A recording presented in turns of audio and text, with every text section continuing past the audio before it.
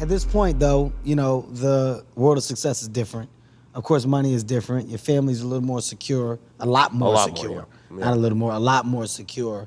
You know, is there any inkling of, while this is now my career, and the days and, you know, the old of me doing radio and really getting my chops together, wow, okay, it could have been for this thing. I'm trying to find if there was ever a mental click of, I can be the shit at this.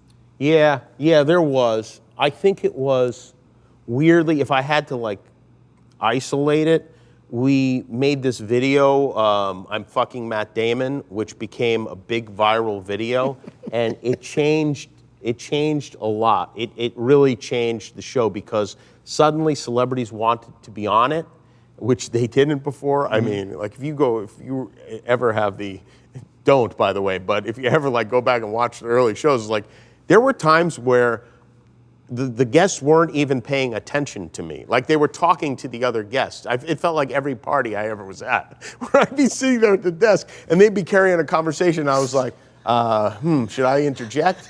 Like, what should I do now? And the show was live, and it was just a mess. And we were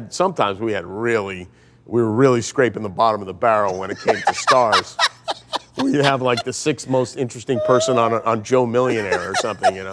Not even Joe. We were like, all right, if we have him, can we maybe get Joe? They're like, well, Joe's doing Leno. Joe's not available, but it's true. In fact, that's why I started making fun of Matt Damon, because at the end of a show, we had some terrible guests, and I was standing there. I'm wrapping up the show, and I'm standing there with these guests, and I don't even remember who they were. And I go, I want to apologize to Matt Damon. We ran out of time for him. And I just did it to make our producer, Jason, laugh, you know, and he was cracking up.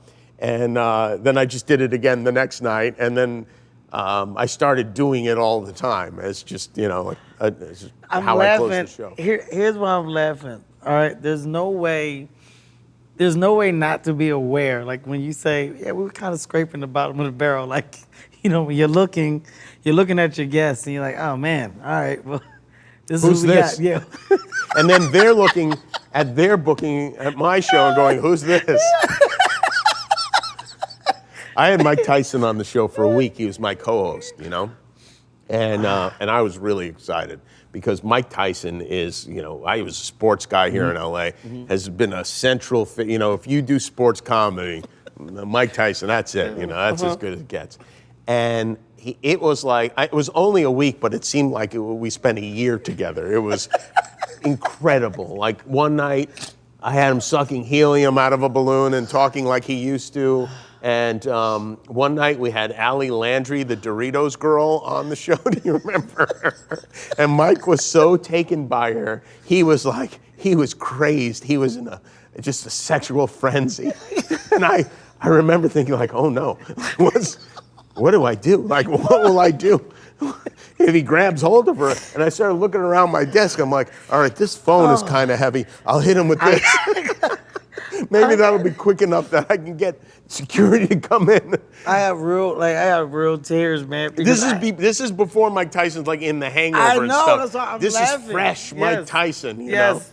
know? I'm laughing because one day I truly know that you're serious. I love Mike Tyson, and I genuinely do love him as a person. And one day, my son, I was shooting a Christmas song with Mike Tyson. We were singing Sleigh Bells Ring, and the whole reason I did is because I wanted to hear him sing certain words in the song. I don't remember what it was. Who's coming up with the bits? Is this you and your team? Yeah. We came up with it, and he was always game for something. And we had like an hour or something. You know, it was a hard out type of situation.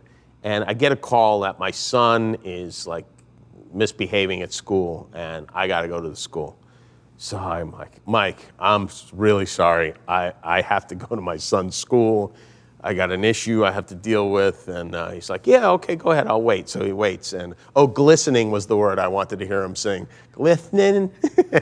So I pick up my son, I bring him back to the show. You know, we have a talk in the car.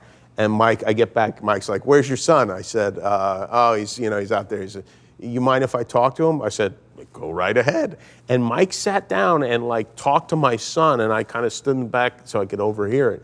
And he talked to him. My son was probably 10, 11 years old at the time, and he's like, you know, I had problems in school, but you really have to, you know, you have to try your hardest. And like he gave him this pep talk that I was just like, wow, we don't know this guy at all. I mean, people don't know who this person is. Wow.